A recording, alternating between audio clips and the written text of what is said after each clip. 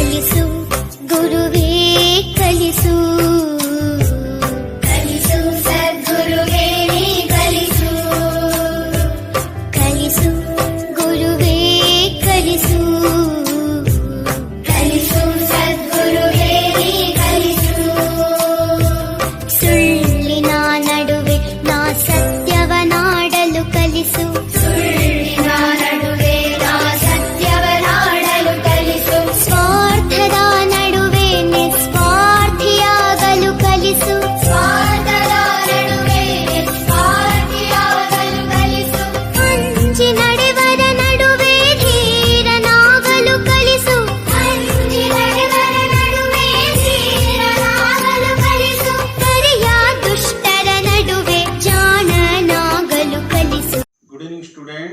Welcome to Political Science class.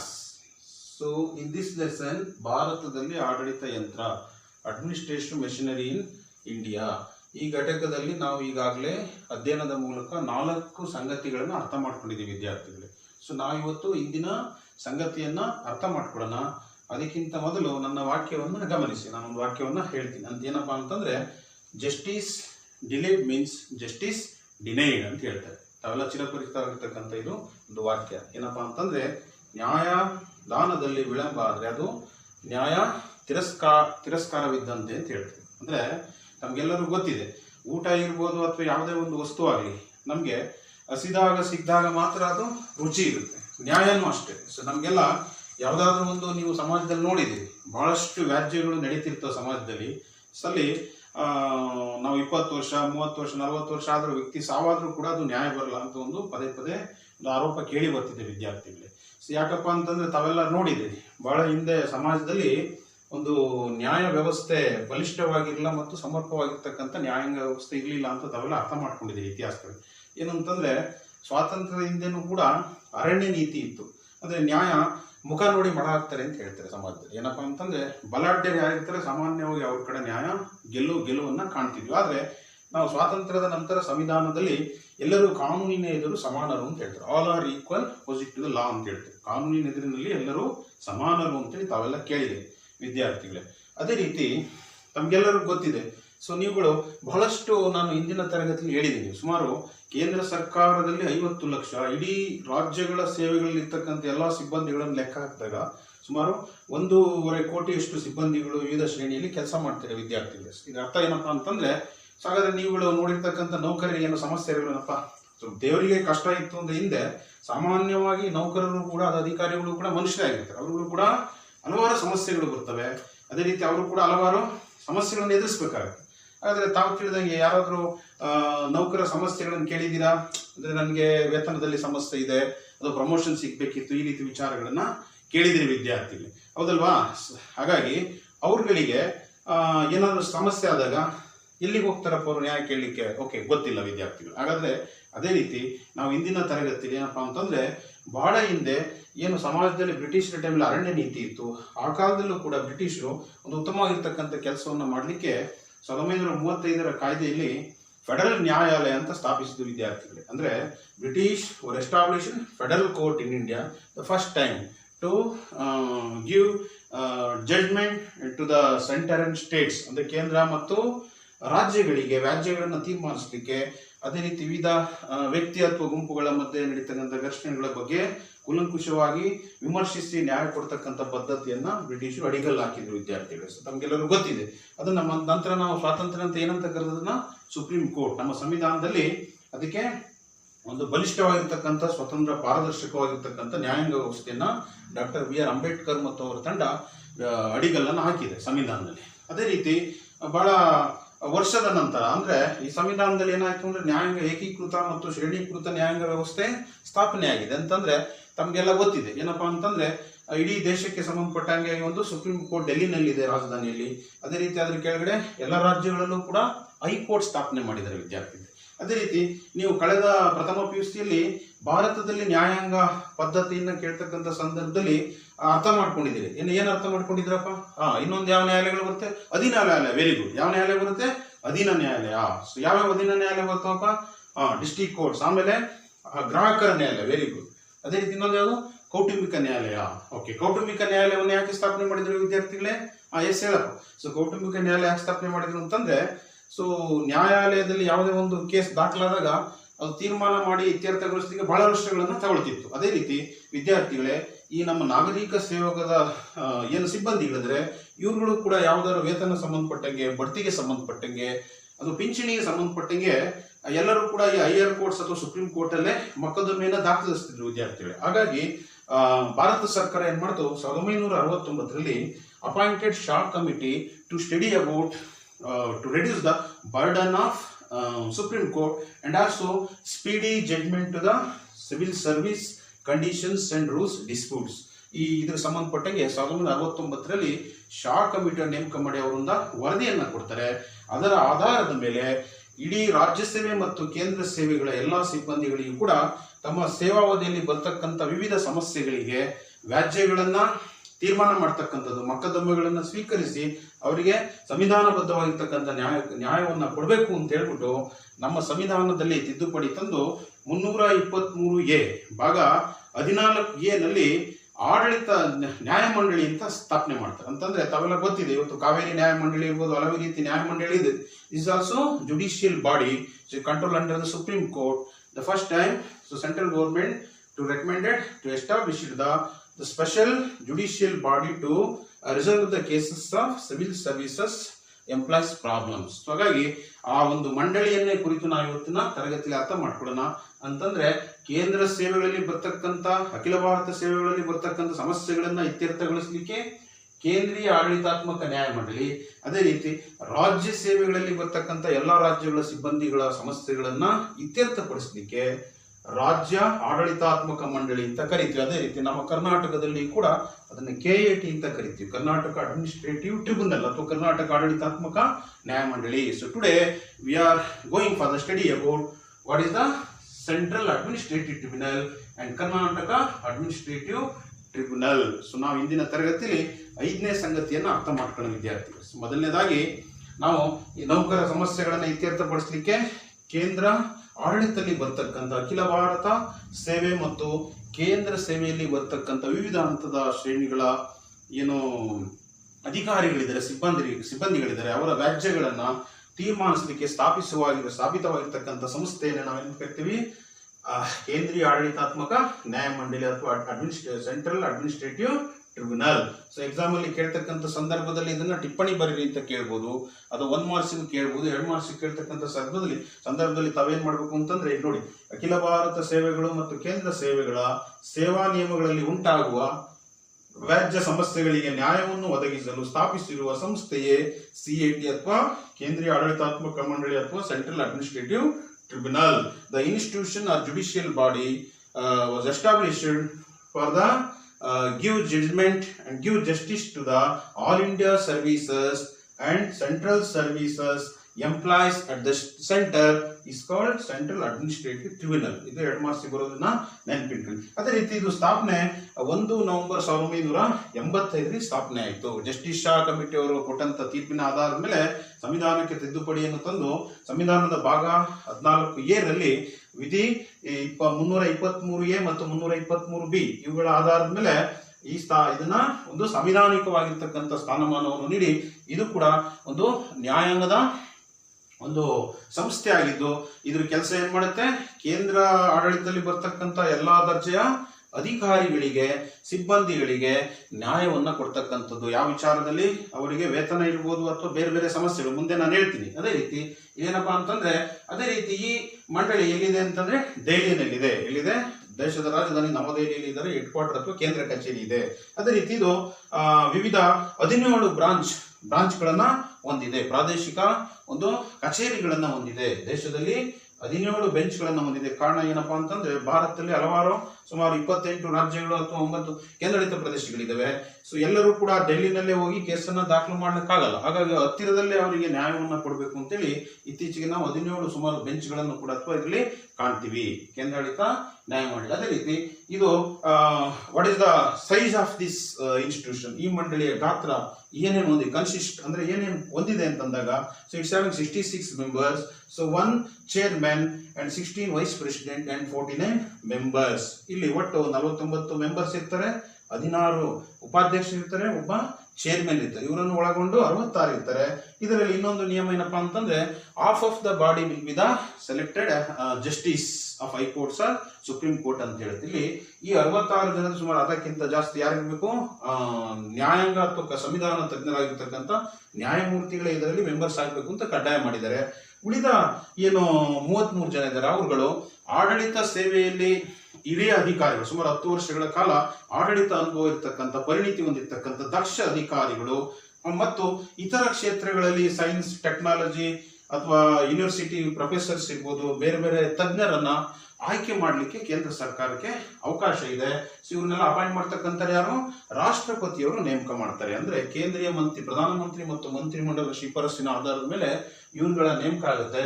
ಒಟ್ಟು 66 ಜನ ವಿದ್ಯಾರ್ಥಿಗಳು ಈ ಒಂದು ಕೇಂದ್ರೀಯ ಆಡಳಿತಾತ್ಮಕ ನ್ಯಾಯಮಂಡಳಿಯಲ್ಲಿ ಕರ್ತವ್ಯವನ್ನ ನಿರ್ವಹಿಸ್ತಾರೆ ವಿದ್ಯಾರ್ಥಿಗಳೇ. ಅದೇ ರೀತಿ ಇಲ್ಲೊಂದು ಅರ್ಥ ಮಾಡ್ಕೊಬೇಕು, ಈಗಿನ ಇದರ ಚೇರ್ಮನ್, ಸೊ ನ್ಯಾಯಮೂರ್ತಿ justice Narasimha Reddy is the chairman of Central administrative tribunal. ಪರೀಕ್ಷೆಯಲ್ಲಿ ಕೇಳಿದಂತ ಸಂದರ್ಭದಿಂದ ನೆನಪಿಟ್ಕೊಳ್ಳಿ. ಸೊ ಜಸ್ಟಿಸ್ ನ್ಯಾಯಮೂರ್ತಿ ಎಲ್ ನರಸಿಂಹರೆಡ್ಡಿ ಅವರು ಇವತ್ತಿನ ಇದರ ಚೇರ್ಮನ್ ಆಗಿದ್ದಾರೆ. ಅದೇ ರೀತಿ ಈ ಇದರ ವ್ಯಾಪ್ತಿ ಏನಪ್ಪಾ ಅಂತಂದ್ರೆ what is the border of this tribunal ಅಂತಂದ್ರೆ ಈ ಮಂಡಳಿಯ ಒಂದು ಕಾರ್ಯ ವ್ಯಾಪ್ತಿ ಏನು ಅಂತಂದ್ರೆ ನಾವು ಅರ್ಥ ಮಾಡ್ಕೊಬೇಕು ಅಂತಂದ್ರೆ it covers the all India services, central services employees only, all India services and central services only and also civilians of defence staff. ಅಂದ್ರೆ ಅಖಿಲ ಭಾರತೀಯ ಸೇವೆಯಲ್ಲಿ ಬರತಕ್ಕಂತ ನೀವೆಲ್ಲ ಕೇಳಿದ IAS, IPS ಮತ್ತು IFS ಹಾಗೂ ಸೆಂಟ್ರಲ್ ಸರ್ವಿಸ್ ಕೇಂದ್ರ ಸೇವೆಯಲ್ಲಿ ಬರ್ತಕ್ಕಂಥ ಹಲವಾರು ವಿವಿಧ ಶ್ರೇಣಿಯ ವಿವಿಧ ವರ್ಗಗಳ ಅಧಿಕಾರಿಗಳ ಸಿಬ್ಬಂದಿಗಳು ಕೂಡ ತಮ್ಮ ಸಮಸ್ಯೆಗಳನ್ನ ಈ ನ್ಯಾಯಾಧೀಕರಣಕ್ಕೆ ದಾಖಲ ಮಾಡಿ ತಮ್ಮ ನ್ಯಾಯವನ್ನ ಪಡೆಯಲಿಕ್ಕೆ ಅವಕಾಶವನ್ನ ಕೊಟ್ಟಿದ್ದಾರೆ. ಅದೇ ರೀತಿ ಇನ್ನೊಂದು ಇಲ್ಲಿ ನಾನು ಸಿವಿಲಿಯನ್ಸ್ ಆಫ್ ಡಿಫೆನ್ಸ್ ಅಂತಾನೂ ಕೂಡ ಇದೆ, ಇವರು ಕೂಡ ಗೊತ್ತು. ಸಿವಿಲಿಯನ್ಸ್ ಆಫ್ ಡಿಫೆನ್ಸ್ ಅಂದ್ರೆ ಸುಮಾರು ಇಂಡಿಯಾದಲ್ಲಿ ಈ ಮಿಲಿಟರಿ ಅವರು ಏನು ಯೂನಿಫಾರ್ಮ್ ಆಗ್ತಾರೆ ಅವರುಗಳು ಈ ವ್ಯಾಪ್ತಿನಲ್ಲಿ ಬರಲ್ಲ. ವಿಶೇಷವಾಗಿ ಮಿಲಿಟರಿಗೆ ಸಪೋರ್ಟ್ ಮಾಡಲಿಕ್ಕೆ ಒಂದು ಸಪೋರ್ಟಿಂಗ್ ಸರ್ವಿಸಸ್ ಇದೆ, ಅಂದ್ರೆ HAL ಇರ್ಬೋದು, ಅದೇ ರೀತಿ MES ಅಂತಿದೆ, ಅದೇ ರೀತಿ BHEL ಅಂತ ಹೇಳ್ತಾರೆ. ಹಲವಾರು ವಿಜ್ಞಾನಿಗಳು ತಂಡ ಕೆಲಸ ಮಾಡ್ತಾರೆ. ಅವರೆಲ್ಲ ಯಾರಪ್ಪ ಅಂತಂದ್ರೆ ಈ ಮಿಲಿಟರಿ ಒಂದು ಎಸ್ಟಾಬ್ಲಿಷ್ಮೆಂಟ್ ಅದರ ಒಂದು ಕಚೇರಿಗಳಲ್ಲಿ ಈ ಸಿವಿಲಿಯನ್ಸ್ ನಾಗರಿಕರು ಕೂಡ ಕೆಲಸ ಮಾಡ್ತಾರೆ, ನಾಗರಿಕ ಸೇವರು. ಅವರೆಲ್ಲ ಮಿಲಿಟರಿ ಅಧಿಕಾರಿಗಳಲ್ಲ.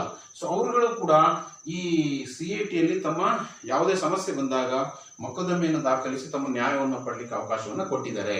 ಸೊ ಆದ್ರೆ ಇದರಿಂದ ಹೊರತಾಗಿರ್ತಕ್ಕಂಥ ಅಧಿಕಾರಿಗಳು ಯಾರಪ್ಪ ಅಂತಂದ್ರೆ, ಸೊ ಈ the sections of the officers or employees which are exclude from this institutions are military, supreme court and parliament employees. ಅಂದ್ರೆ ಮಿಲಿಟರಿ ಬರ್ತಕ್ಕಂಥ ಸೋಲ್ಜರ್ಸ್, ಅಧಿಕಾರಿಗಳು, ಆರ್ಮಿ, ನೇವಿ, ಏರ್ ಫೋರ್ಸ್ ಅಥವಾ ಪ್ಯಾರಾಮಿಲಿಟರಿ ಅಂತ ಕರಿತೀವಿ, BSF, CISF, ಅದೇ ರೀತಿ ITBP, CRPF, ಕೇಂದ್ರೀಯ ಸರ್ಕಾರ ಗೃಹ ಇಲಾಖೆಯಲ್ಲಿ ಅಧೀನದಲ್ಲಿ ಬರ್ತಕ್ಕಂಥ ಹಲವಾರು ವಿವಿಧ ಪ್ಯಾರಾಮಿಲಿಟರಿ ಫೋರ್ಸಸ್ ಮತ್ತು ಮಿಲಿಟರಿ ಪಡೆಗಳ ಯಾವುದೇ ಒಬ್ಬ ಯೋಧರು ಅಥವಾ ಅಧಿಕಾರಿಗಳು ತಮ್ಮ ಸಮಸ್ಯೆಗಳನ್ನ ಇಲ್ಲಿ ಅಥವಾ ಯಾವುದೇ ಒಂದು ವ್ಯಾಜ್ಯವನ್ನ ಇಲ್ಲಿ ಅಥವಾ ಮೊಕದ್ದಮೆಯನ್ನು ದಾಖಲಿಕ್ಕೆ ಅವಕಾಶ ಇಲ್ಲ. ಅವರನ್ನ ಈ ನ್ಯಾಯಾಂಗ ವ್ಯಾಪ್ತಿಯಿಂದ ಆಚೆಗೆ ಇಟ್ಟಿದ್ದಾರೆ. ಅವರುಗಳಿಗೆ ಆರ್ಮಡ್ ಫೋರ್ಸಸ್ ಟ್ರಿಬ್ಯುನಲ್ ಅಂತ ಬೇರೆನೇ ಇದೆ. ಅದು ನಿಮಗೆ ಜನರಲ್ ನಾಲೆಡ್ಜ್ ತಿಳ್ಕೊಂಡಿರಿ, ಪಾಠದಲ್ಲಿ ಇಲ್ಲ.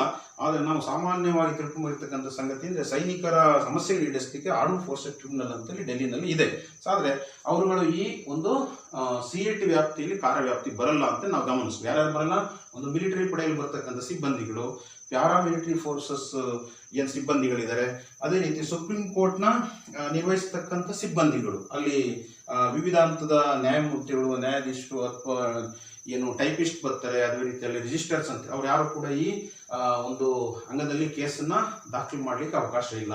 ಅದೇ ರೀತಿ ಪಾರ್ಲಿಮೆಂಟ್ ಎಂಪ್ಲಾಯೀಸ್, ತಮಗೆಲ್ಲ ಗೊತ್ತಿರೋ ಕೇಂದ್ರದಲ್ಲಿ ಸಂಸತ್ತಿನ ರಾಜ್ಯಸಭೆ ಮತ್ತು ಲೋಕಸಭೆ ಇಲ್ಲಿ ಕೆಲಸ ಮಾಡ್ತಕ್ಕಂಥ ಹಲವಾರು ವಿಧದ ಸುಮಾರು ಅತಿ ಹೆಚ್ಚು ಸಿಬ್ಬಂದಿಗಳು ಕೆಲಸ ಮಾಡ್ತಾರೆ. ಅವ್ರು ಯಾರು ಕೂಡ ತಮ್ಮ ಸಮಸ್ಯೆಗಳು ಅಥವಾ ವ್ಯಾಜ್ಯ ಮೊಕದ್ದಮೆಗಳನ್ನ CATಯಲ್ಲಿ ಹೂಡ್ಲಿಕ್ಕೆ ಅವಕಾಶ ಇಲ್ಲ. ಇದನ್ನ ನಾವು ಅರ್ಥ ಮಾಡ್ಕೊಬೇಕು. ಸೊ ಇಲ್ಲಿ ಇದರ ವ್ಯಾಪ್ತಿಯನ್ನ ಅರ್ಥ ಮಾಡ್ಕೊಂಡು ಮತ್ತೆ those who are not covered in this judicial body ಅದನ್ನು ಕೂಡ ಅರ್ಥ ಆಯ್ತು. ಅದೇ ರೀತಿ CATಯ ಉದ್ದೇಶಗಳೇನು, what is the functions of Central administrative Tribunal, ಅದನ್ನ ನಾವು 1 by 1 ಅರ್ಥ ಮಾಡ್ಕೊಳ್ತಾ ಹೋಗೋಣ ವಿದ್ಯಾರ್ಥಿಗಳೇ. ಸೊ ಒಂದು ಇದರ ಉದ್ದೇಶ ಏನಪ್ಪ, ಯಾಕೆ ಸ್ಥಾಪನೆ ಮಾಡಿ, what is the objective to establish CIT in India.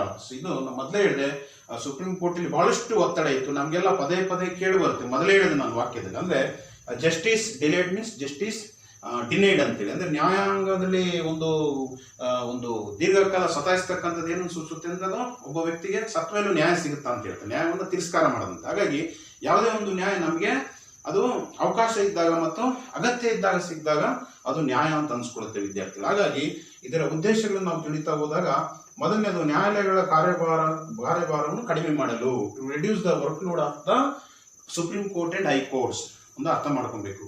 ಇದು ಮೊದಲನೇ ಉದ್ದೇಶ.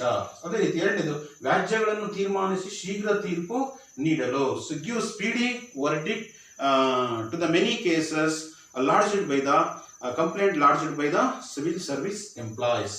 ಅದೇ ರೀತಿ ಮೂರನೇದು, ದೀರ್ಘಕಾಲ ಬಾಕಿ ಇರುವ ವ್ಯಾಜ್ಯಗಳಿಗೆ ನ್ಯಾಯವನ್ನು ಒದಗಿಸಲು. ಮೊದಲೇ ಹೇಳಿದೆ, ಹಲವಾರು ನೀವು ಸಮಾಜದಲ್ಲಿ ಕೇಳ್ತಿರ್ತೀರ, ಅಯ್ಯೋ ಇದು ಬಹಳ ದಿವಸದಿಂದ 20 ವರ್ಷ ಆಯ್ತದೆ, 30 ವರ್ಷದಿಂದ ಕೇಸ್ಗಳು ನ್ಯಾಯ ಸಿಕ್ಕಿಲ್ಲ ಅಂತಂದ್ರೆ, ಅಂತ ಒಂದು ಕೇಸ್ಗಳನ್ನ ರಾಜ್ಯ ಸರ್ಕಾರ ನೌಕರ ಇದ್ರ ಉದ್ದೇಶ ಏನಪ್ಪಾ ಅಂತಂದ್ರೆ, ಯಾವಾಗ್ಲೂ ನಾವು ಯಜಮಾನ ಚೆನ್ನಾಗಿದ್ರೆ ನಾವೆಲ್ಲ ಚೆನ್ನಾಗಿರ್ತೀವಿ. ಆಡಳಿತ ವರ್ಗದಲ್ಲಿ ಕೆಲಸ ಮಾಡತಕ್ಕಂತ ವ್ಯಕ್ತಿಗಳು ಯಾವಾಗ್ಲೂ ಸಂತೋಷದಿಂದ ಇದ್ದಾಗ ಇಡೀ ಸಮಾಜ ಸಂತೋಷವಾಗಿ ಕೆಲಸ ಮಾಡ್ತಾರೆ. ಅದೇ ರೀತಿ ಆಡಳಿತನೂ ಕೂಡ ಚೆನ್ನಾಗಿರುತ್ತೆ. ಆ ಒಂದು ಉದ್ದೇಶದಿಂದ ಅವರುಗಳಿಗೆ ಏನೋ ಒಂದು ಸಮಸ್ಯೆ, ಯಾವುದೇ ವೇತನ ಸಮಸ್ಯೆ ಇರುವ ಅಥವಾ ಬೇರೆ ಒಂದು ಅವ್ರಿಗೆ ಬಡ್ತಿ ಸಮಸ್ಯೆ ಇದೆ, ಆ ಸಮಸ್ಯೆಯನ್ನು ಹೋಗಲಾಡಿಸ್ಬೇಕು ಅಂತೇಳಿ ಹಲವಾರು ಏನು ಮೊಕದ್ದಮೆಗಳು ಕೋರ್ಟ್ಗಳಲ್ಲಿ ದಾಖಲಾಗ್ತಿದ್ದು ಅಂತವು ಹಲವಾರು ಲಾಂಗ್ ಟೈಮ್ ತಗೊಳ್ತಿದ್ದು, ಅದನ್ನ ಕಡಿಮೆ ಮಾಡಬೇಕು ಅಂತೇಳಿ ದೀರ್ಘಕಾಲ ಬಾಕಿ ಇರುವ ವ್ಯಾಜ್ಯಗಳಿಗೆ ನ್ಯಾಯವನ್ನು ಒದಗಿಸಲು, to give justice to the long pending cases by the central service and all India service employees. ಅದೇ ರೀತಿ ಇನ್ನೊಂದು, ಕಡಿಮೆ ವೆಚ್ಚದಲ್ಲಿ ನ್ಯಾಯಿಕ ಪರಿಹಾರವನ್ನು ಒದಗಿಸಲು, ಕಡಿಮೆ ವೆಚ್ಚದಲ್ಲಿ ನ್ಯಾಯಿಕ ಪರಿಹಾರವನ್ನು ಒದಗಿಸಲು. ಈಗ ಏನಾಗುತ್ತೆ ಅಂದ್ರೆ, ಬಹಳ ನಮ್ಮ ದೇಶ ವಿಸ್ತಾರವಾಗಿದೆ. ಎಲ್ಲರೂ ಏನ್ ಮಾಡ್ತಾರೆ, ಕರ್ನಾಟಕ, ತಮಿಳುನಾಡು, ಕನ್ಯಾಕುಮಾರಿಯಿಂದ ದೆಹಲಿಗೆ ಹೋಗ್ಬಿಟ್ಟು ಯಾವುದೋ ಒಂದು ವೇತನ ಅಥವಾ ಬಡ್ತಿ ಸಮಸ್ಯೆಗಳ ಬಗ್ಗೆ ಅಲ್ಲಿ ಮೊಕದ್ದಮೆ ದಾಖಲಿಸಬೇಕಿತ್ತು. ಅದು ಹಲವಾರು ಸಮಯವನ್ನು ತಗೊಳ್ತಿತ್ತು. ಅದೇ ರೀತಿ ಅವರಿಗೆ ದುಬಾರಿ ಆಗ್ತಿತ್ತು ನ್ಯಾಯವನ್ನು ಪಡೆಯಲಿಕ್ಕೆ. ದುಬಾರಿ ಅಂತ ಅಂದ್ಬಿಟ್ಟು ಅವರು ಈ ಸಮಸ್ಯೆನೇ ಬೇಡಪ್ಪ, ನಾವು ಇರೋ ಸ್ಥಾನದಲ್ಲಿ ಇರ್ತೀವಿ ಅನ್ನೋ ಒಂದು ಭಾವನೆ ಅವರಲ್ಲಿ ಮೂಡ್ತಿತ್ತು. ಹಾಗಾಗಿ ಅವುಗಳಿಗೆ to give cheap and best justice ಅಂತಂದ್ರೆ, ಅವರಿಗೆ ಕಡಿಮೆ ವೆಚ್ಚದಲ್ಲಿ ಒಂದು ನಮಗೆ ನ್ಯಾಯ ಸಿಗುತ್ತೆ ಅನ್ನೋ ಒಂದು ವಿಶ್ವಾಸವನ್ನು ಮೂಡ್ತಕ್ಕಂಥ ಒಂದು ವ್ಯವಸ್ಥೆಯನ್ನ ಇಲ್ಲಿ ನಾವಿಲ್ಲಿ ಕಾಣಬಹುದು. ಅದೇ ರೀತಿ ಸೇವಾ ನಿಯಮಗಳಲ್ಲಿನ ಗೊಂದಲ ನಿವಾರಣೆ, to clarity about the service conditions of the central and all India services employees. ಇದು 4. ಅದೇ ರೀತಿ ಇನ್ನೊಂದು, ಇಲ್ಲೆಲ್ಲ ನಾವು ಸುಮಾರು 5 ಉದ್ದೇಶಗಳನ್ನ ಇಟ್ಕೊಂಡು ಕೇಂದ್ರೀಯ ಆಡಳಿತಾತ್ಮಕ ನ್ಯಾಯಮಂಡಳಿಯನ್ನ ಸ್ಥಾಪಿಸಿದ್ದಾರೆ ವಿದ್ಯಾರ್ಥಿಗಳು, ಅರ್ಥ ಮಾಡ್ಕೊಳ್ಳಿ. ಅದೇ ರೀತಿ ಇನ್ನು ಈ ನ್ಯಾಯಮಂಡಳಿಯಲ್ಲಿ ಯಾವ ಯಾವ ವಿಷಯಗಳ ಕುರಿತು ಮೊಕದ್ದಮೆಗಳು ವಿಶೇಷವಾಗಿ ದಾಖಲಾಗ್ತವೆ ಅಂತ ನಾವಿಲ್ಲಿ ಅರ್ಥ ಮಾಡ್ಕೊಂಡು, ಟಿಪ್ಪಣಿ ಬರಲಿ ಅಂತಂದಾಗ ಇದನ್ನೆಲ್ಲ ಬರೀಬೇಕು. ಜೊತೆಗೆ ಸೊ ಇಲ್ಲಿ ಯಾವ ವಿಷಯ, what are the subjects, what are the problems which are large complaint in the CIT, ಯಾವ ರೀತಿ ಒಂದು ಮೊಕದ್ದಮೆಗಳು ದಾಖಲಾಗ್ತವೆ, ಯಾವ ವಿಷಯಗಳ ಮೇಲೆ ದಾಖಲಾಗ್ತವೆ ಎಂದಾಗ, ಅಂದ್ರೆ ಇಲ್ಲಿ ಹಿರಿತನ, ಸೀನಿಯಾರಿಟಿ, ಲೀವ್ ರೂಲ್ಸ್, ಸಸ್ಪೆನ್ಷನ್ ಅಥವಾ disciplinary action, allowances, pension and service rules. So these are the contents which are covered by the CIT. ಈ ಹಿರಿತನ ಇರ್ಬೋದು, ರಜಾ ನಿಯಮ ಇರ್ಬೋದು, ಅಮಾನತು ಇರ್ಬೋದು, ಶಿಸ್ತು ಇರ್ಬೋದು, ಭತ್ಯೆಗಳಿರ್ಬೋದು ಅಥವಾ ಪಿಂಚಣಿಯಲ್ಲಿ ಸಮಸ್ಯೆಗಳಿರ್ಬೋದು. ಅಂತಹ ಸಮಯದಲ್ಲಿ ಈ ಸೇವಾ ನಿಯಮಗಳಿರ್ಬೋದು, ಅಂದ್ರೆ ರಜೆ, ಒಬ್ರು ಯಾರೋ ಮೆಡಿಕಲ್ ಪ್ರಾಬ್ಲಮ್ ಅಲ್ಲಿ ಕೆಲವರು ಸೇವೆಯಿಂದ ಆಚೆಗಡೆ ಇರ್ತಾರೆ, ಅದನ್ನ ಕರ್ತವ್ಯ ಅವಧಿ ಅಂತ ಹಾಕ್ಬೇಕು ಅಥವಾ ಕರ್ತವ್ಯ ಅಲ್ಲದ ಅವಧಿ ಅಂತ ಹಾಕ್ಬೇಕು, ಅಥವಾ ಒಬ್ಬ ಸೀನಿಯರಿಟಿ ಮೊದಲೇ ಸೇರ್ಕೊಂಡಿರ್ತಾನೆ, ಅವನಿಗೆ ಪ್ರಮೋಷನ್ ಬೇಗ ಸಿಗ್ತಕ್ಕಂಥದ್ದು, ಅಥವಾ ಲೇಟಾಗಿ ಸೇರಿದ್ರೆ ಮೊದಲೇ ಪ್ರಮೋಷನ್ ಸಿಗ್ತಕ್ಕಂಥ, ಈ ರೀತಿ ತಾರತಮ್ಯ ಕಂಡಾಗ ಆ ತಾರತಮ್ಯವನ್ನು ನಿವಾರಿಸತಕ್ಕಂಥ ಜವಾಬ್ದಾರಿ ಯಾರಿಗಿರುತ್ತೆ, CIT ಇರುತ್ತೆ. ಹಾಗಾಗಿ ಅರ್ಥ ಮಾಡ್ಕೊಂಡು ವಿದ್ಯಾರ್ಥಿಗಳೇ, ಸೊ ಈ ರೀತಿ ಇಲ್ಲಿ ಸೀನಿಯಾರಿಟಿ ಇರ್ಬೋದು, ಲೀವ್ ರೂಲ್ಸ್ ಇರ್ಬೋದು, ಸಸ್ಪೆನ್ಷನ್ ಇರ್ಬೋದು, ಡಿಸಿಪ್ಲಿನರಿ ಆಕ್ಷನ್ ಇರ್ಬೋದು, ಭತ್ಯೆ ಇರ್ಬೋದು, ಪಿಂಚಣಿ ಇರ್ಬೋದು, ಸೇವಾ ನಿಯಮಗಳು. ಸೊ ಇಲ್ಲಿ ಇದು ಒಂದು ಜುಡಿಷಿಯಲ್ ಬಾಡಿ ಇರ್ತಕ್ಕಂಥ ಸಂದರ್ಭದಲ್ಲಿ ಇದು ಕೂಲಂಕುಷವಾಗಿ ಪರಿಶೀಲಿಸಿ ಒಂದು ಸಾಕ್ಷ್ಯಗಳನ್ನ ಕಲೆ ಹಾಕಿ, ಯಾವುದೇ ಪೂರ್ವಾಗ್ರಹ ಪೀಡಿತ ಇಲ್ಲದೆ, ಪ್ರಿಜುಡಿಸ್ ಇಲ್ಲದೆ ಒಂದು ಸಂವಿಧಾನಬದ್ಧವಾಗಿರ್ತಕ್ಕಂಥ ನ್ಯಾಯವನ್ನು ತೋರಿಸ್ತಕ್ಕಂಥ ಕೆಲಸವನ್ನ ಕೇಂದ್ರೀಯ ಆಡಳಿತಾತ್ಮಕ ನ್ಯಾಯಮಂಡಳಿ ಮಾಡುತ್ತೆ ವಿದ್ಯಾರ್ಥಿಗಳೇ. ಅದೇ ರೀತಿ ಇನ್ನೊಂದು ವಿಶೇಷವಾಗಿ ನಾವು ಅರ್ಥ ಮಾಡ್ಕೊಬೇಕು ಅಂತಂದ್ರೆ, it is not covered the criminal cases or property cases for the central services and all India civil services. ಈ ಒಂದು ನ್ಯಾಯಮಂಡಳಿ ಯಾವುದು ಇದನ್ನ ವಿಷಯ ಬರೋದಿಲ್ಲ ಅಂತಂದ್ರೆ, ಯಾವುದೋ ಒಂದು ಕ್ರಿಮಿನಲ್ ಕೇಸಸ್ ಇರ್ಬೋದು, ಅಥವಾ ಯಾವುದೋ ಒಂದು ಕೊಲೆ ಕೇಸ್ ಇರ್ಬೋದು, ರಾಬರಿ ಇರ್ಬೋದು, ಅಥವಾ ಆಸ್ತಿ ವ್ಯಾಜ್ಯಗಳು, ಅಥವಾ ಒಂದು ಘರ್ಷಣೆ ಅಥವಾ ಇವೆಲ್ಲ ಏನ್ ಬರ್ತವೆ ಕ್ರಿಮಿನಲ್ ಕೇಸಸ್. ಇವುಗಳನ್ನ ಅವರು ಹೊರಗಡೆ ಕೋರ್ಟ್ ಅಲ್ಲೇ ದಾಖಲೆ ಮಾಡಬೇಕಾದ್ರೆ ಈ CIT ವ್ಯಾಪ್ತಿಯಲ್ಲಿ ಬರೋದಿಲ್ಲ. ಅರ್ಥ ಆಯ್ತು ವಿದ್ಯಾರ್ಥಿಗಳೇ? ಓಕೆ, ಇದು ಕೇಂದ್ರ ಆಡಳಿತದಲ್ಲಿ ಬರ್ತಕ್ಕಂಥ ವಿವಿಧ ಸಿಬ್ಬಂದಿಗಳ ಒಂದು ಪ್ರೇರಣೆಯನ್ನ ಹೆಚ್ಚಿಸಲಿಕ್ಕೆ, ಅವರ ದಕ್ಷತೆಯನ್ನು ಹೆಚ್ಚಿಸಲಿಕ್ಕೆ, ನ್ಯಾಯವನ್ನ ಒದಗಿಸಲಿಕ್ಕೆ, ಸಮಾನತೆಯನ್ನ ಸ್ಥಾಪಿಸಲಿಕ್ಕೆ, ಆಡಳಿತದಲ್ಲಿ ಚುರುಕು ಮೂಡಿಸಲಿಕ್ಕೆ ಭಾರತ ಸರ್ಕಾರವು ಸಂವಿಧಾನದ ಆಶಯದಂತೆ ನ್ಯಾಯಾಂಗದ ವ್ಯವಸ್ಥೆಯನ್ನು ಒತ್ತಡವನ್ನು ಕಡಿಮೆ ಮಾಡಿ ಶೀಘ್ರವಾಗಿ ನ್ಯಾಯವನ್ನು ದೊರಕಿಸಿಕೊಡಲು ಸ್ಥಾಪಿತವಾಗಿರುವ ಸಂಸ್ಥೆಯನ್ನು ಅಂತ ಕರಿತೀವಿ ಕೇಂದ್ರೀಯ ಆಡಳಿತಾತ್ಮಕ ನ್ಯಾಯಮಂಡಳಿ. ಅದೇ ರೀತಿ ವಿದ್ಯಾರ್ಥಿಗಳೇ, ಜಸ್ಟಿಸ್ ಶಾ ಅವರು 1969ರಲ್ಲಿ ಅವರು ಅವತ್ತು ಶಿಫಾರಸು ಏನ್ ಮಾಡಿದ್ರಪ್ಪ ಅಂತಂದ್ರೆ, ಇದೇ ರೀತಿ ರಾಜ್ಯಗಳಲ್ಲೂ ಕೂಡ ರಾಜ್ಯ ಸೇವೆಯ ಸಿಬ್ಬಂದಿಗಳಿಗೆ ಒಂದು ತ್ವರಿತ ನ್ಯಾಯ ಸಿಗ್ತಕ್ಕಂಥದ್ದು ಸಮಾನತೆಯ ಆಶಯವನ್ನ ಒಂದು ಶಿಫಾರಸು. ಅದರ ಆಧಾರದ ಮೇಲೆ 1976ರಲ್ಲಿ ನಮ್ಮ ರಾಜ್ಯದಲ್ಲಿಯೂ ಕೂಡ ಕರ್ನಾಟಕ ಅಡ್ಮಿನಿಸ್ಟ್ರೇಟಿವ್ ಟ್ರಿಬ್ಯುನಲ್ ಆಕ್ಟ್ 1976 ಅಂದು ಒಂದು ವಿಧಾನಸಭೆಯಲ್ಲಿ ಒಂದು ಅಂಗೀಕಾರ ಮಾಡಿ ನಮ್ಮಲ್ಲೂ ಕೂಡ 6 ಅಕ್ಟೋಬರ್ 1986ರಲ್ಲಿ ಕರ್ನಾಟಕದಲ್ಲಿ KAT ಅನ್ನ ಸ್ಥಾಪನೆ ಮಾಡಿದ್ರು. ನೆನ್ಪಿಟ್ಕೊಳ್ಳಿ, KAT ಅಂದ್ರೆ ಕರ್ನಾಟಕ ಆಡಳಿತಾತ್ಮಕ ನ್ಯಾಯಮಂಡಳಿ. ಇದು ಕೂಡ ಸಂವಿಧಾನಬದ್ಧವಾಗಿ ಸ್ಥಾಪಿತವಾಗಿರ್ತಕ್ಕಂಥ ಒಂದು ಜುಡಿಷಿಯಲ್ ಬಾಡಿ, ನ್ಯಾಯಾಂಗ ಮಂಡಳಿಯಾಗಿದ್ದು. ಸೊ ಅದೇ ರೀತಿ ಇದನ್ನ ನಾವು ಪರೀಕ್ಷೆಯಲ್ಲಿ ಬರೀಬೇಕು, ಟಿಪ್ಪಣಿ ಬರೀ ಅಂತಂದಾಗ ಇದು ಕೂಡ 2 ಮಾರ್ಕ್ಸ್ ಬರ್ತಕ್ಕಂಥದ್ದು ನೀವು ವಿಶೇಷವಾಗಿ ಗಮನಿಸಿ. ಇಲ್ಲಿ ರಾಜ್ಯ ಸೇವೆಗಳ ನಿಯಮಗಳಲ್ಲಿ ಉಂಟಾಗುವ ವ್ಯಾಜ್ಯಗಳನ್ನು ಇತ್ಯರ್ಥಪಡಿಸಲು ಕರ್ನಾಟಕದಲ್ಲಿ ಸ್ಥಾಪಿಸಿರುವ ನ್ಯಾಯಮಂಡಳಿಯಲ್ಲಿ ಇದನ್ನ KAT ಅಂತ ಕರಿತೀವಿ. ಅಂದ್ರೆ ಪ್ರತಿ ರಾಜ್ಯಗಳಲ್ಲಿಯೂ ಕೂಡ ಇರ್ತಕ್ಕಂಥದ್ದು. ಇದು ಕೇವಲ ಕರ್ನಾಟಕ ಅಲ್ಲ. ಅದೇ ರೀತಿ ನಾವು ಆಂಧ್ರ ಪ್ರದೇಶಕ್ಕೆ ಹೋದಾಗ ಅದು ತೆಲಂಗಾಣಕ್ಕೆ ಹೋದಾಗ ತೆಲಂಗಾಣ ಅಡ್ಮಿನಿಸ್ಟ್ರೇಟಿವ್ ಟ್ರಿಬ್ಯುನಲ್ ಅಂತ ಕರಿಬಹುದು. ಅದೇ ರೀತಿ ಮಹಾರಾಷ್ಟ್ರಕ್ಕೆ ಹೋದಾಗ MAT ಅಂತ ಕರಿತೀವಿ, ಮಹಾರಾಷ್ಟ್ರ ಅಡ್ಮಿನಿಸ್ಟ್ರೇಟಿವ್ ಟ್ರಿಬ್ಯುನಲ್ ಇರ್ಬೋದು. ಅದೇ ಕರ್ನಾಟಕದಲ್ಲಿ ಕೂಡ ನಾವು KAT ಇರೋದನ್ನ ಗಮನಿಸಬಹುದು. So the institutions of judicial body set up for the give verdict to the disputes between the civil employees of Karnataka state is called Karnataka Administrative Tribunal. ವಿದ್ಯಾರ್ಥಿಗಳ ಅರ್ಥ ಆಯ್ತು? ಅದೇ ರೀತಿ ಇದರ ಕೇಂದ್ರ ಕಚೇರಿ ಎಲ್ಲಿದೆಯಪ್ಪ ಅಂತಂದ್ರೆ ಬೆಂಗಳೂರು ರಾಜಧಾನಿಯಲ್ಲಿ ಇದೆ. KAT ಕೇಂದ್ರ ಕಚೇರಿ ಎಲ್ಲಿದೆ? ಬೆಂಗಳೂರಲ್ಲಿ ಇದೆ. ಅದೇ ರೀತಿ ಇದು ಸುಮಾರು ಒಂದು ಬೆಂಚ್ ಗಳನ್ನ, ವಿಶೇಷವಾಗಿರ್ತಕ್ಕಂಥ ಪೀಠ ಅಂತ ಕರಿತೀವಿ. ಈ ಪೀಠಗಳನ್ನು ಕೂಡ ಇಂದು ನಾವು ಕಲಬುರಗಿಯಲ್ಲಿ ಮತ್ತು ವಿಶೇಷವಾಗಿ ಇಲ್ಲಿದೆ ನೋಡಿ, ಬೆಳಗಾವಿ ಮತ್ತು ಕಲಬುರಗಿಯಲ್ಲಿ ಇತ್ತೀಚೆಗೆ ನಮ್ಮ ಕರ್ನಾಟಕ ಸರ್ಕಾರ ಸ್ಥಾಪಿಸಿದೆ. ಉದಾಹರಣೆ, ಎಲ್ಲರೂ ಕೂಡ ಬೆಂಗಳೂರಿಗೆ ಬಂದು ವಿವಿಧ ಜಿಲ್ಲೆಗಳಿಂದ ಸಮಯವನ್ನು ಹಾಳು ಮಾಡತಕ್ಕಂಥದ್ದು, ಆಡಳಿತದಲ್ಲಿ ಏರುಪೇರಾಗುತ್ತೆ ಅನ್ನೋ ಉದ್ದೇಶದಿಂದ ಹತ್ತಿರದಲ್ಲಿ ಅನುಕೂಲ ಆಗಬೇಕು ಆ ರಾಜ್ಯ ಸೇವೆ ಸಿಬ್ಬಂದಿಗಳಿಗೆ ಇತ್ತೀಚೆಗೆ ಇಲ್ಲಿ ಒಂದು ಕೇಂದ್ರ ಕಚೇರಿ ಬೆಂಗಳೂರಲ್ಲಿ ಇದೆ KAT. ಅದೇ ರೀತಿ ಪೀಠಗಳನ್ನು ಕೂಡ ಇತ್ತೀಚೆಗೆ ಆರಂಭ ಮಾಡಿದ್ದಾರೆ, ಬೆಳಗಾವಿ ಮತ್ತು ಕಲಬುರಗಿ. ಇಂದಿನ ಗುಲ್ಬರ್ಗ ಅಂತ ಇವತ್ತು ಕಲಬುರಗಿ ಅಂತ ಕರಿತೀವಿ ವಿದ್ಯಾರ್ಥಿಗಳೇ. ಅದೇ ರೀತಿ ಈ ನಮ್ಮ KAT ಇರ್ತಕ್ಕಂಥ ಒಂದು ಬಾಡಿ ರಚನೆಯನ್ನ ಗಮನಿಸಿದಾಗ the organisation body structure is to be one chairman and one judicial member and 3 administrative members, total 5. ಒಟ್ಟು 5 ಜನ ಸದಸ್ಯರಿರ್ತಕ್ಕಂಥ ಒಂದು ನ್ಯಾಯಾಂಗ ಮಂಡಳಿ. It is our judicial body consist of 5 members which is 1 chairman and one of the member is judicial member and another 3 will be the civil services officers. ಅಂದ್ರೆ ಇಲ್ಲಿ ಅರ್ಥ ಮಾಡ್ಕೊಬೇಕು. ಸೊ ಇಲ್ಲಿ ಒಬ್ಬ ಚೇರ್ಮನ್ ಇರ್ತಾರೆ, ಇವರು ಕೂಡ ನ್ಯಾಯಮೂರ್ತಿ ಆಗಿರ್ತಾರೆ ಚೇರ್ಮನ್. ಅದೇ ರೀತಿ ಇನ್ನೊಬ್ರು ಜುಡಿಷಿಯಲ್ ಮೆಂಬರ್ ಆಗಿರ್ತಾರೆ. ಅದೇ ರೀತಿ ಇನ್ನ 3 ಜನ ಯಾರಿರ್ತಾರೆ, ರಾಜ್ಯ ಸೇವೆಯಲ್ಲಿ ಬರ್ತಕ್ಕಂಥ KPS ಅಂತ ಕೇಳಿದ್ರಿ ಇಂದಿನ ಒಂದು ತರಗತಿಗಳಲ್ಲಿ, ಅವರುಗಳು ಇರ್ತಾರೆ. ಅದೇ ರೀತಿ ಇಂದಿನ KAT ಚೇರ್ಮನ್ ಯಾರಪ್ಪ ಅಂತಂದ್ರೆ ಇಲ್ಲಿ ಅರ್ಥ ಮಾಡ್ಕೊಳ್ಳಿ. ಸೊ ಇಲ್ಲಿ ಭಕ್ತ ವತ್ಸಲ, ನ್ಯಾಯಮೂರ್ತಿ ಡಾಕ್ಟರ್ K ಭಕ್ತ ವತ್ಸಲ ಅವರು ಇಂದಿನ KAT ಚೇರ್ಮನ್ ಆಗಿದ್ದಾರೆ ವಿದ್ಯಾರ್ಥಿಗಳೇ. ಸೊ ಇದಿಷ್ಟು ಅರ್ಥ ಆಯ್ತು ನಿಮ್ಗೆ? ಅದೇ ರೀತಿ KAT ಉದ್ದೇಶ ಏನಪ್ಪಾ? KAT ಉದ್ದೇಶ ಏನಪ್ಪಾ ಅಂತಂದ್ರೆ ಯಾವ ರೀತಿ ಇಲ್ಲಿ ನಾವು CAT ಉದ್ದೇಶಗಳನ್ನ ಅರ್ಥ ಮಾಡ್ಕೊಂಡು, ಅದೇ ರೀತಿ ಇಲ್ಲೂ ಕೂಡ KAT ಉದ್ದೇಶ ಏನಪ್ಪಾ ಅಂತಂದ್ರೆ ಆಯಾ ನಮ್ಮ ಕರ್ನಾಟಕ ರಾಜ್ಯದ ಒಂದು ಹೈಕೋರ್ಟ್ ಅಥವಾ ಶ್ರೇಷ್ಠ ನ್ಯಾಯಾಲಯದ ಕಾರ್ಯಭಾರ ಒತ್ತಡವನ್ನು ಕಡಿಮೆ ಮಾಡಲು ಅಥವಾ ನ್ಯಾಯಾಲಯಗಳ ಒತ್ತಡವನ್ನು ಕಡಿಮೆ ಮಾಡಲು, ಅದೇ ರೀತಿ ವ್ಯಾಜ್ಯ ತೀರ್ಮಾನಿಸಿ ಶೀಘ್ರ ತೀರ್ಪು ನೀಡಲು KT ಉದ್ದೇಶನೂ ಅಷ್ಟೇನೆ. ಸೊ ನಮ್ಮ ಕರ್ನಾಟಕದಲ್ಲಿಯೂ ಕೂಡ ನಾವು ಕೂಡ ಹಲವಾರು ಸಿಬ್ಬಂದಿಗಳು ಹಲವಾರು ಸಮಸ್ಯೆಗಳನ್ನ ಎದುರಿಸ್ತಿರ್ತೀವಿ. ಒಂದು ರಜಾ ವಿಷಯದಲ್ಲಿ ಇರ್ಬೋದು, ಅಥವಾ ವೇತನ ತಾರತಮ್ಯ ಇರ್ಬೋದು, ಅಥವಾ ಯಾವ್ದಾದ್ರು ಒಬ್ಬ ಕಿರಿಯ ಅಧಿಕಾರಿ ಹಿರಿಯ ವ್ಯಕ್ತಿಗಿಂತ ಹೆಚ್ಚು ವೇತನ ಪಡಿತಕ್ಕಂಥದ್ದು, ಅವರಿಗೆ ಬಡ್ತಿಯನ್ನು ಕೊಡ್ತಕ್ಕಂಥ ಸಂದರ್ಭದಲ್ಲಿ ಸಾಮಾನ್ಯವಾಗಿ ಮೊದಲೆಲ್ಲ ಕೋರ್ಟ್ಗಳಿಗೆ ಹೋಗಿ ಮೊಕದ್ದಮೆಯನ್ನು ದಾಖಲಿಸ್ತದೆ. ಆದ್ರೆ ಈ KT ಸ್ಥಾಪನೆಯಾದ ನಂತರ ನಾವೆಲ್ಲ ಬೆಂಗಳೂರಿಗೆ ಹೋಗ್ಬೇಕಾಗುತ್ತೆ, ಅಥವಾ ಇಲ್ಲಿ ಯಾವುದು ಗುಲ್ಬರ್ಗ, ಕಲಬುರಗಿ ಅಥವಾ ಬೆಳಗಾವಿಯಲ್ಲಿ ನಾವು ನಮ್ಮ ಸಮಸ್ಯೆಗಳನ್ನು ಹೋಗಿ ಅಲ್ಲಿ ದಾಖಲಿಸಿದಾಗ ಅವರು ಕಾನೂನಿನ ಪ್ರಕಾರ ಅಥವಾ KCS ನಿಯಮಗಳೇನಿರುತ್ತೆ, ಏನು ನ್ಯಾಯಬದ್ಧವಾಗಿ ಅವರಿಗೆ ಇರ್ತಕ್ಕಂಥ ಒಂದು ಪರಿಹಾರವನ್ನು ಕೊಡ್ತಕ್ಕಂಥ ಕೆಲಸವನ್ನ KT ಮಾಡುತ್ತೆ ವಿದ್ಯಾರ್ಥಿಗಳೇ. ಅದೇ ರೀತಿ ಇಲ್ಲಿ ಕರ್ನಾಟಕ ಸೇವಾ ನಿಯಮಗಳಿಂದ ಗೊಂದಲ ನಿವಾರಣೆ ಮಾಡುತ್ತೆ. ಕರ್ನಾಟಕ ರಾಜ್ಯ ಸೇವೆಯಲ್ಲಿ ಏನು ನಿಯಮಗಳಿರ್ತವೆ, ಸರ್ಕಾರವು ಕೂಡ ವಿಶೇಷವಾಗಿ ಕೆಲವೊಂದು ತಿದ್ದುಪಡಿ ತಂದು ವಿಶೇಷವಾಗಿರ್ತಕ್ಕಂಥ ನಿಯಮವನ್ನು ಮಾಡುತ್ತೆ. ಅದೇ ನಿಯಮಗಳಿರ್ತಕ್ಕಂಥ ಗೊಂದಲವನ್ನ ನಿವಾರಣೆ ಮಾಡ್ತಕ್ಕಂಥ ಕೆಲಸವನ್ನ KT ಮಾಡುತ್ತೆ ವಿದ್ಯಾರ್ಥಿಗಳೇ.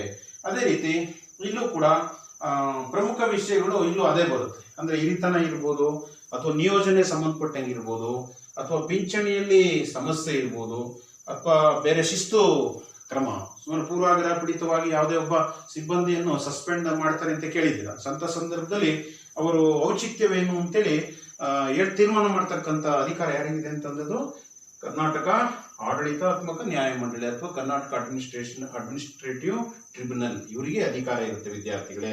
ಅದೇ ರೀತಿ ಇಲ್ಲಿ ಯಾವೆಲ್ಲ ಮೊಕದ್ದಮೆಗಳು ಇದರ ವ್ಯಾಪ್ತಿಗೆ ಬರೋದಿಲ್ಲ ಅಂತಂದ್ರೆ, ನೌಕರರು ಕೇವಲ ತಮ್ಮ ಸೇವೆಗೆ ಸಂಬಂಧಪಟ್ಟ ವಿಷಯಗಳು ಮಾತ್ರ ಇದರ ವ್ಯಾಪ್ತಿಗೆ ಬರ್ತವೆ. It cowards only the service conditions and rules. It is not covered the private issues of the employees. ವೈಯಕ್ತಿಕ ಸಮಸ್ಯೆಗಳು, ಯಾವುದೇ ಕ್ರಿಮಿನಲ್ ಮೊಕದ್ದಮೆ ಇರ್ಬೋದು, ಆಸ್ತಿ ವ್ಯಾಜ್ಯ ಇರ್ಬೋದು, ಅದು ವೈವಾಹಿಕ ಕುಟುಂಬದ ಸಮಸ್ಯೆಗಳಿರ್ಬೋದು, ಅವುಗಳು ಯಾವ್ದು ವ್ಯಾಪ್ತಿಗೆ ಬರೋದಿಲ್ಲ, ಈ KT ಅಥವಾ CAT ವ್ಯಾಪ್ತಿಯಲ್ಲಿ ಬರೋದಿಲ್ಲ ವಿದ್ಯಾರ್ಥಿಗಳೇ. ಸೊ ಅರ್ಥ ಆಯ್ತು ವಿದ್ಯಾರ್ಥಿಗಳೇ. ಇಲ್ಲಿ ಪರೀಕ್ಷೆಯಲ್ಲಿ ಒಂದು CAT ಅನ್ನು ವಿಸ್ತರಿಸಿ ಅಂತ ಕೇಳಿದಾಗ ಸೆಂಟ್ರಲ್ ಅಡ್ಮಿನಿಸ್ಟ್ರೇಟಿವ್ ಟ್ರಿಬ್ಯುನಲ್ ಅಂತ ಬರೀಬೇಕು.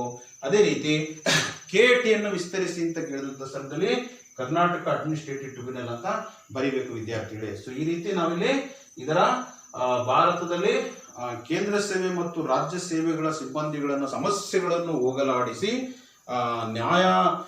ನ್ಯಾಯಾಂಗದ ವ್ಯವಸ್ಥೆಯ ಕಾರ್ಯಭಾರವನ್ನು ಕಡಿಮೆ ಮಾಡಿ ಬಹಳ ಶೀಘ್ರವಾಗಿ ವ್ಯಾಜ್ಯಗಳನ್ನು ತೀರ್ಮಾನಿಸಿ ನ್ಯಾಯವಾದ ತೀರ್ಮಾನವನ್ನು ಕೊಡ್ತಕ್ಕಂಥ ಒಂದು ವ್ಯವಸ್ಥೆಯನ್ನ ಸ್ಥಾಪಿಸಲಾಗಿರುವ ಈ ಕೇಂದ್ರೀಯ ಆಡಳಿತಾತ್ಮಕ ನ್ಯಾಯಮಂಡಳಿ ಮತ್ತು ಕರ್ನಾಟಕ ಆಡಳಿತಾತ್ಮಕ ನ್ಯಾಯಮಂಡಳಿನ ಇಂದಿನ ತರಗತಿಗಳಲ್ಲಿ ಅರ್ಥ ಮಾಡ್ಕೊಂಡಿದ್ದೀವಿ ವಿದ್ಯಾರ್ಥಿಗಳೇ.